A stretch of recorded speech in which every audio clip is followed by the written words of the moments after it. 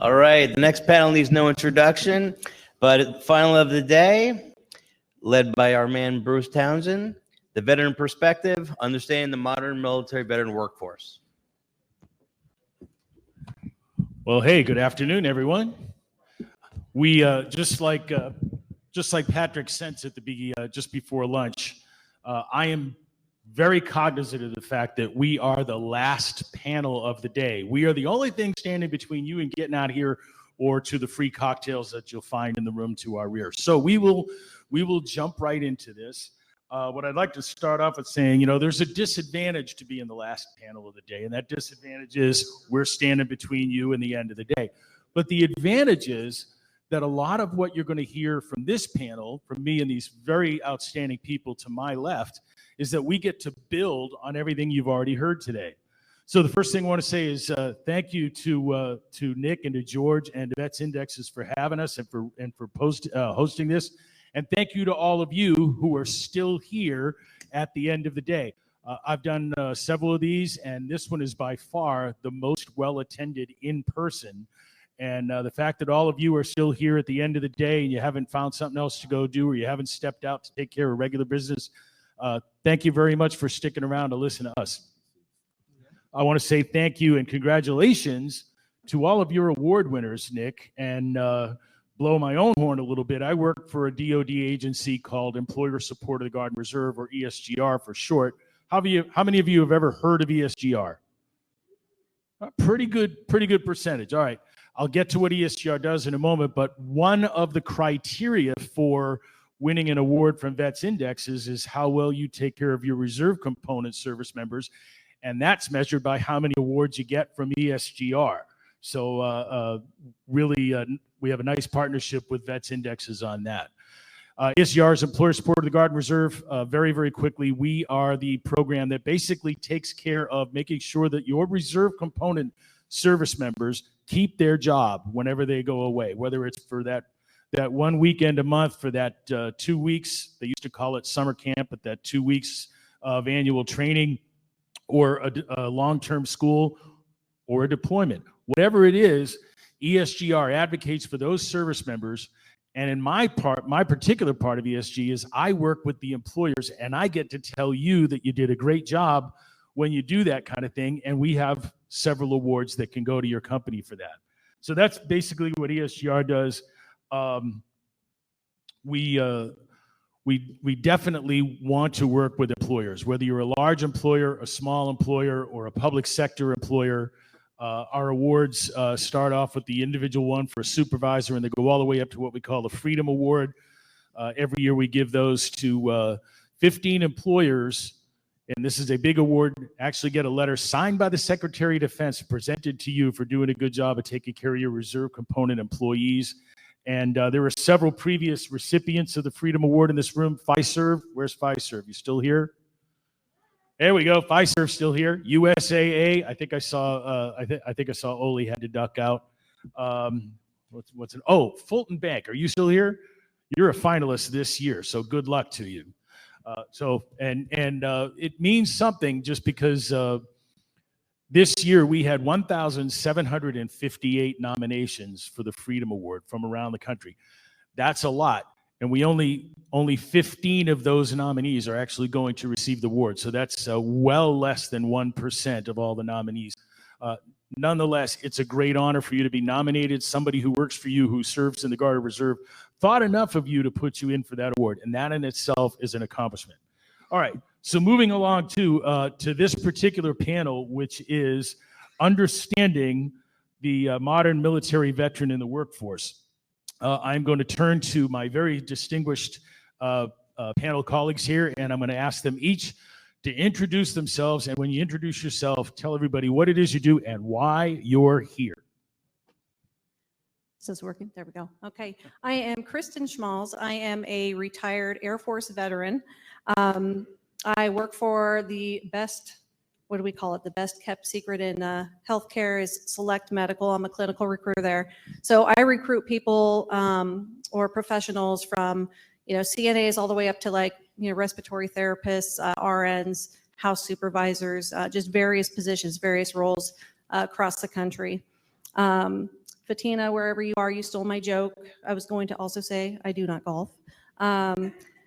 But I'm Blair Chicky Chop. She was part of the panel last year. She's very involved with select and recruiting veterans and participating in various like recruit military type events.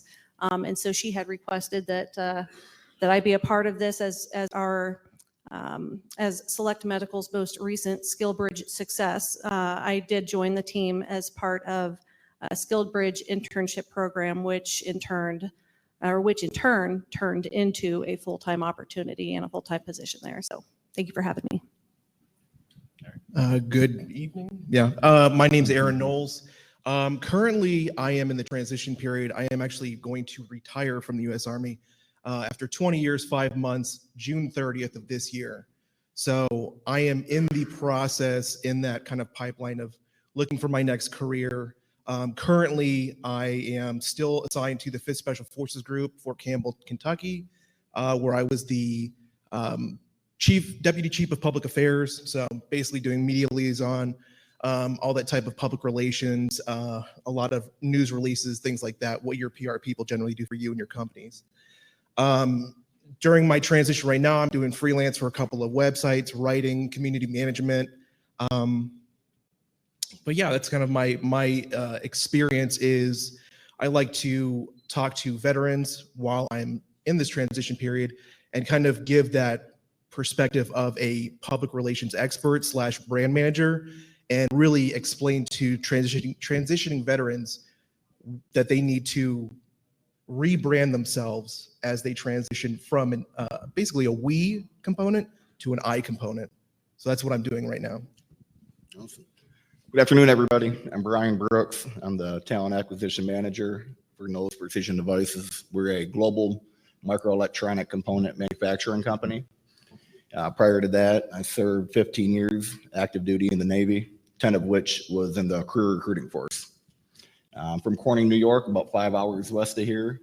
And I'm here because I'm passionate about recruiting veterans, and I'm here to network and, learn as much as I can. All right.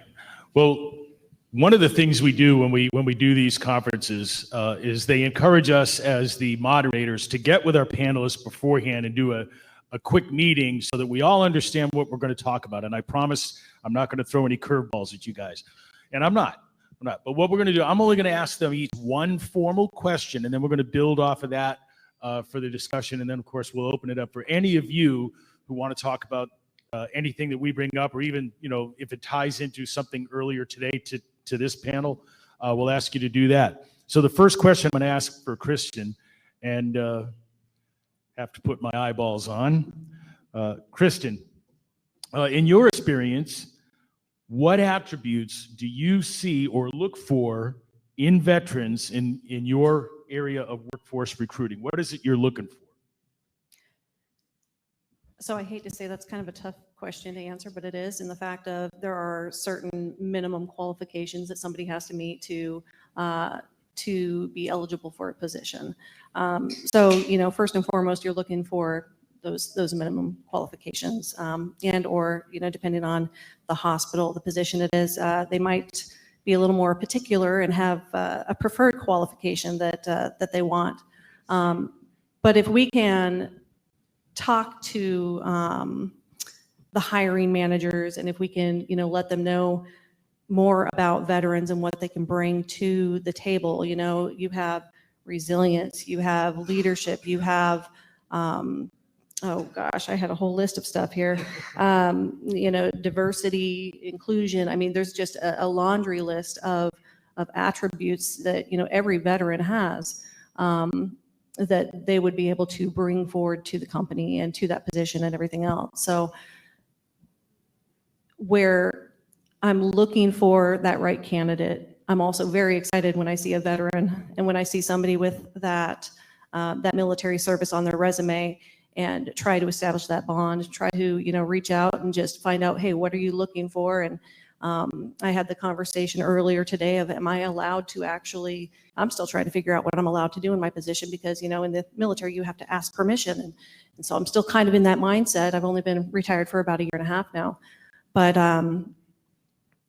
trying to find out, can I help guide these veterans, with, hey, this might be a recommendation for your resume, or, a means of updating it just to make you more marketable, and I guess just present better. So, but we also participate in events through Recruit Military. We are with American Corporate Partners as well. So we're looking for those veterans, and we're looking to try to place them in positions that we do have. Again, it goes back to that pending they have that qualification, that minimum qualification, and or the preferred qualification that is needed. Cool. A follow-up question to that then, and this has been brought up several times today about networking, particularly LinkedIn and resumes. I know you've only been doing this about 1.5 years now, but are you seeing anything on a resume from a military job applicant, veteran job applicant, either on the resume or their LinkedIn? Is there anything that stands out to you? And it could be something that stands out really good, or something that stands out that needs a lot of improvement. Are you seeing anything like that? So that one, again, is going to depend on, the position that they're applying for. If it's for example, if it's a Recruit Military event and they're looking for a director of business development type position, okay, well, have you had this leadership experience, or, what does your experience equate to, like in the, how does it translate to what we're looking for, and what those qualifications are. So I guess being a veteran myself, I'm kind of able to see between the lines. And again, with the assistance of Blair, I'm able to, I think, get further clarification on, hey, would this person be, based on everything you see here, a good candidate for this position. So I guess I do see stuff on resumes. I do see items on resumes, but I guess I can't really speak specifically to it. So. Okay. When LinkedIn is just the primary tool for networking, and especially if you're a veteran. And as somebody who works with reserve component service members who are transitioning, or people transitioning from active to the reserve component who also have to find a civilian job, I would just give you a couple words of advice on your LinkedIn, and you could tell this to your military recruit candidates. If they're on LinkedIn and they are transitioning out of the military and looking for that new job, encourage them strongly not to be in uniform in that LinkedIn picture. Go ahead and get that professional headshot. You're looking for something. It's your next career. You might have been a 4-star general. You might have been a specialist or in the E4 Mafia, like Sydney put it out before, or Liz put it out before. Whatever it is, you're now going to be a business professional or a civilian worker. The uniform really doesn't matter anymore. And it's probably doing you more harm than good on your LinkedIn profile if you are that job seeker. If you're still got 10 years to go in your career and you're just on LinkedIn for that, be proud of that uniform and put it on there. And then the other thing, before I move on to Aaron's question, which is a really good one, but that resume, I've heard a lot of people bring up there are a lot of free resume services out there for service members, and they're wonderful for what they are. But remember something in the real world, you get what you pay for. Anybody know what the flip side of you get what you pay for is? Well, nothing good is free. It's good, Liz, that's close, but you don't get what you don't pay for. And a free resume, the person who writes it for you has no stake in the game. They don't win or lose whether or not you get the job. So I encourage military job seekers, whether they're getting out after 4 years, 10 years, or 20 or 28 like myself, pay for that resume service. It's an investment. Yes, it's tax deductible and all that. That's really not what I'm talking. It's an investment in your future. And that person, that professional resume writer is going to take all your military experience and whatever they can, they're going to put it into civilian speak as much as possible. They're not going to make you sound like a CEO. Okay, they're not going to turn you into something that you're not. But they are going to put your military experience into things that job, that employer or that industry professional can understand. And just in my case, I was a project manager that simply worked. We've mentioned it before, the Yellow Ribbon Reintegration Program. I helped build that program for the Army Reserve, and it was just servicing part-time or the reserve component service members and their families during the deployment cycle. But what that equated to in the civilian side was I was a project manager for a support program that provided a whole bunch of resources and services to a specific segment of society.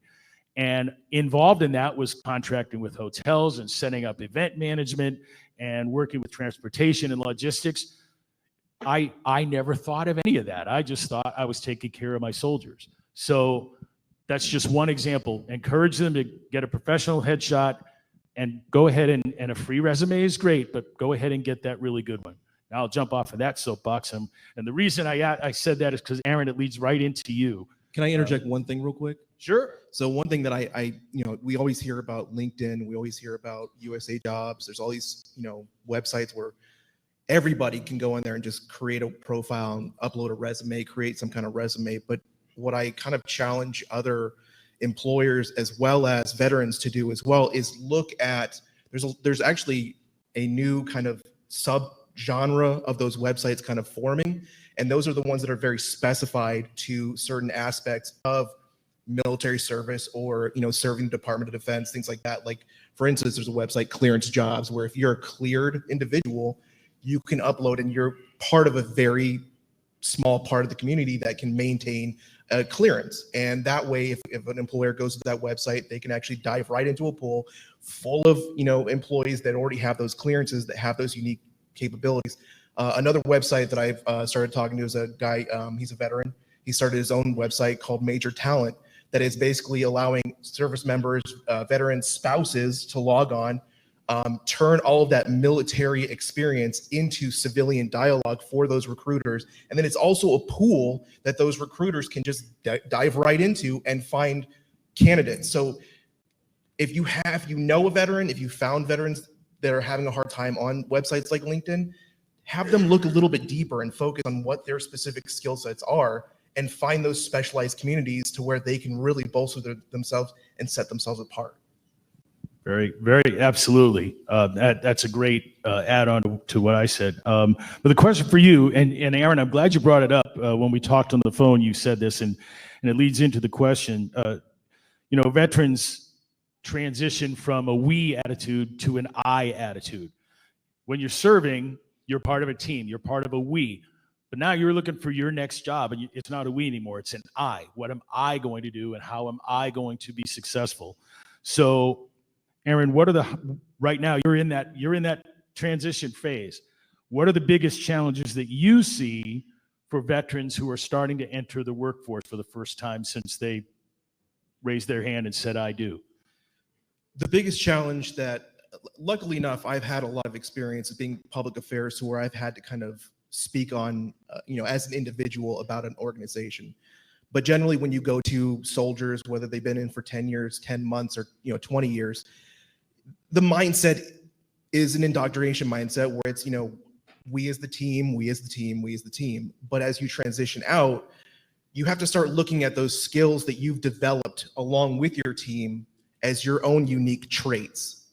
And managers, like hiring managers, when you look at somebody and you're interviewing them and they may not seem like they can really talk about their own personal skills, or they're kind of like talking about those stories that me and the squad did this, or me and the platoon did this. It takes time for a soldier or a service member, to learn how to change that, to rebrand that into, I took the team and we accomplished the mission. I took this office and we maybe changed some things, but I took them to a place where it was 100% accountability, or, we passed all of our, I still do it. It's going to be a long time before, a lot of service members can access that individual aspect of it, but it's there. And there's a lot of challenges in this industry, especially hiring people, but look beyond what they're saying when they say we, and know that they largely step back from that I, because it is about lifting that team up. And so we as veterans need to be our own cheerleaders. We need to be our own platforms, and we need to scream from the mountaintops that we did these things, because we learned so many great things. We don't even talk about the fact that we have to learn over 20 years. I came in the Army as a truck driver. I was an 88 Mike. I went and worked at the NCO Academy on Fort Lewis before it was Lewis McChord. I was the IMO, so I basically ran the entire IT section for an entire NCO community as a truck driver. Who would expect a truck driver to be able to like do all of this stuff for over 300 computers and have that NCO Academy, which is pivotal in the development of NCOs across the Army? I sure as hell wouldn't put me in that job, but I had to do it, and I had no choice but to succeed. I don't really scream that from the mountaintops as much as I should, but we as service members, we are put into many opportunities and many positions where we have no choice but to succeed. And when you hire veterans, that's what you're going to get. You're going to get people who are put into tough challenges, and they're going to look at that challenge right in the face, and they're going to think, I can do this. And if they can't, they're going to figure out a way to do it. So that's what we have to learn, how to advocate those abilities and those the ability to adapt into those tougher situations. And it's a tough road to be able to translate that on our own, but hopefully there's plenty of services out there that can help us do it. Wow. I keep getting amazed when I hear these stories of what soldiers and airmen and sailors, Coast Guards, and yes, even Marines, when they hear what they do, that's just beyond what they signed up to do. So thank you for that. And then Brian, this one's for you. And again, I got to put the damn glasses on. Don't get old. Brian, with your background and working for a military contractor, and the reason this question is really relevant, a lot of transitioning service members get out and go to work for military contractors. We in the DC area where I work, we affectionately call them the Beltway Bandits. Anybody ever heard that term before? Well, there's a lot of them inside the Beltway that are government contractors, and they sell their products or services to the U.S. government at some of them are reasonable rates, and some of them are less so. Nonetheless, they're all reputable businesses. I will give them that. Brian, as a professional in that industry, what challenges do you see in the workforce and the competition for hiring veterans into the DoD contracting industry? It's a great question. And it really boils down to what we discussed earlier, right? We do a great job attracting veteran talent, I believe. We get a lot of applications, a lot of people that show interest. We have a lot of pathways into leadership positions within our company. Unfortunately, a lot of veterans aren't interested in those positions. They're applying for either pick your mic up. There you go. Director level roles, senior management level roles with zero industry experience, right? So being able to bridge that gap's tough. We do our best we work with each and every hiring manager when it makes sense.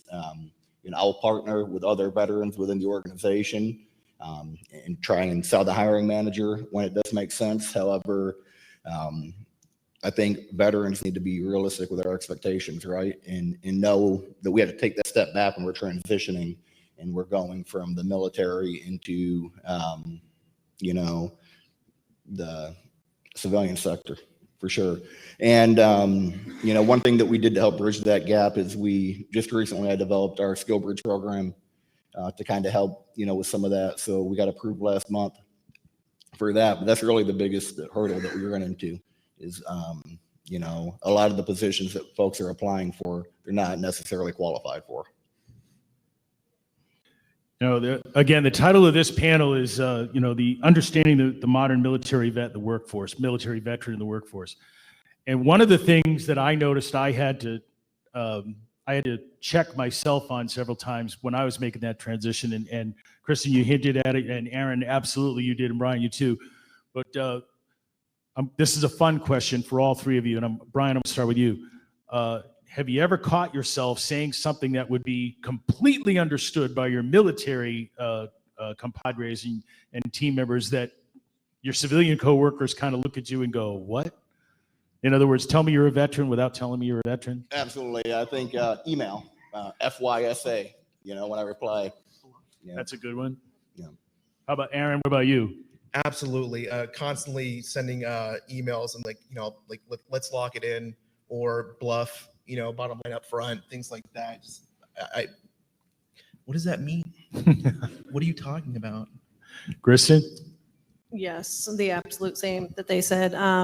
I find myself slipping from time to time and saying something that maybe, Blair would understand as a former military here or a veteran as well, but half of my office will look at me like I'm crazy and ask, what does that mean? And so usually it's like the FYI type stuff or. It'll buff. Yeah, and then they'll be like, is that your military speaking? And I'm like, yeah, that's my military speaking. With mine, it was the end of the day one day, and I said, well, it's time for me to pop smoke and get out of here. Now, all you veterans, especially you Army and Marines, understand what pop smoke is, but does anybody not know what that means? Okay, pop smoke in a military tactical operation, you're going to throw out some smoke grenades that make a great big screen so that you can exit out of there without being seen. And it's time to go. It was just a little military euphemism, but I said that one day, and everybody in the office went, "What? The smoking area is over there." Does anybody know what the word zonk means? All right, so like a first sergeant in the morning, if you ever have morning PT, if you have a really kind first sergeant, which they don't exist, they're a unicorn in the Army, you may have like a first formation, and they'll be like zonk, and everybody just runs like a bat out of hell to get out of the area, because if you get caught, you still got to stay and do PT at 6:30 in the morning. Physical training. I've even heard several people up here today talk about they work for J3 or J9. Now, seriously, honest question, how many of you out there have no idea what that even means? All right, that's a pretty good show of hands. It's S3, G3, J3. S is section, G is general, and J is joint. But the 3 always means the same thing, it's operations, right? I got that right? And I myself, when I retired 13 years ago, the J9 didn't even exist. So I'm not even sure what the heck J9 is. Somebody want to fill me in? Nobody does. Exactly. They're kind of nebulous, which is another word I used. And someone said, are you military? Nebulous, cloudy. So at this point, we are coming up on the end of our time. And like I said, I am very conscious of the fact that we are the last hurdle of the day. So I'm going to go ahead and open this up for questions from the floor. Anything you want to ask?